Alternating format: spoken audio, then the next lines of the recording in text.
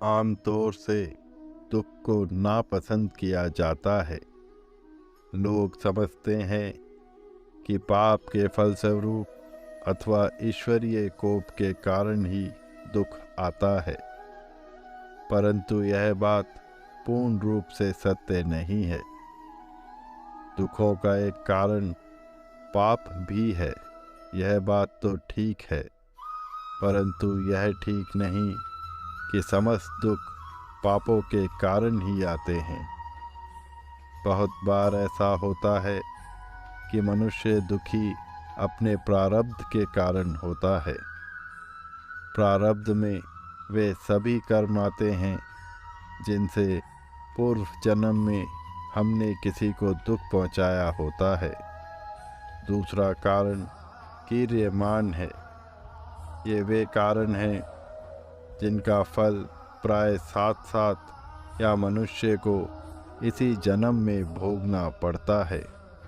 इसका तीसरा और सबसे महत्वपूर्ण कारण कि ईश्वर को जब किसी प्राणी पर दया करके उसे अपनी शरण में लेना होता है, कल्याण के पथ पर ले जाना होता है, तो उसे भवबंधन से, कुप्रवृत्तियों से छुड़ाने के लिए ऐसे दुखदायक अवसर उत्पन्न करते हैं जिनकी ठोकर खाकर मनुष्य अपनी भूल को समझ जाए और उसका सच्चा भक्त बन जाए। इस पर एक लघु कथा प्रचलित है जो दुख के विषय से उभरने के रास्ते से अवगत करा सकती है। एक बार एक गांव के सेठ जी ने अपने घर पर विशाल जलपान का आयोजन किया, तो सेठ जी ने अपने गांव के 2 पंडितों को भी आमंत्रित किया। अब इतने बड़े सेठ के घर से निमंत्रण आया है तो कुछ दक्षिणा तो मिलेगी ही।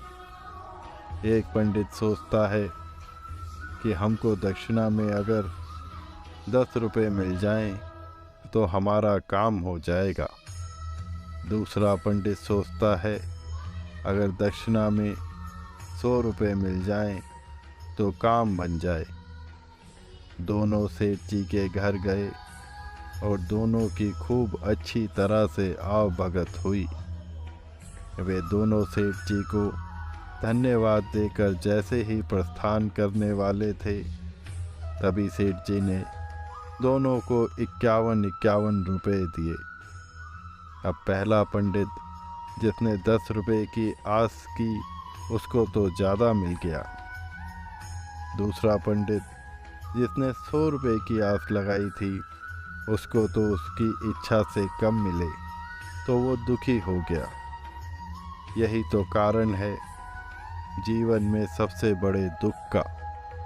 सांसारिक मोह, ममता और विषय वासना का चस्का ऐसा लुभावना होता है कि उसे साधारण इच्छा होने से छोड़ा नहीं जा सकता।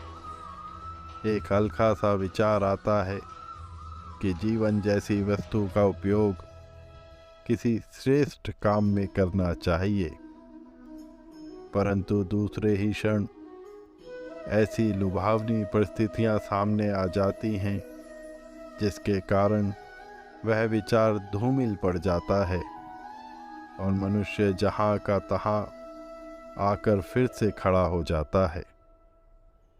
इस प्रकार के कीचड़ से निकलने के लिए भगवान अपने भक्त को झटका देते हैं।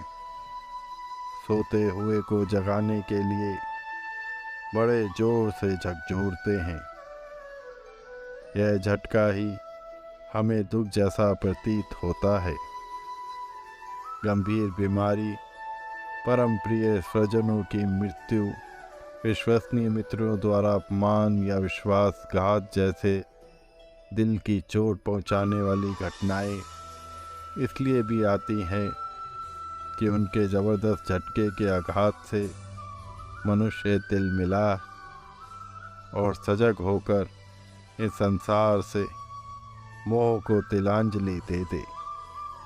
भगवान अपने भक्तों को कष्ट देते ही इसलिए हैं जिससे वह यह समझ सकें कि कौन उनके सच्चे भक्त हैं। आपको ये विचार कैसे लगे, हमें कमेंट करके ज़रूर बताएं।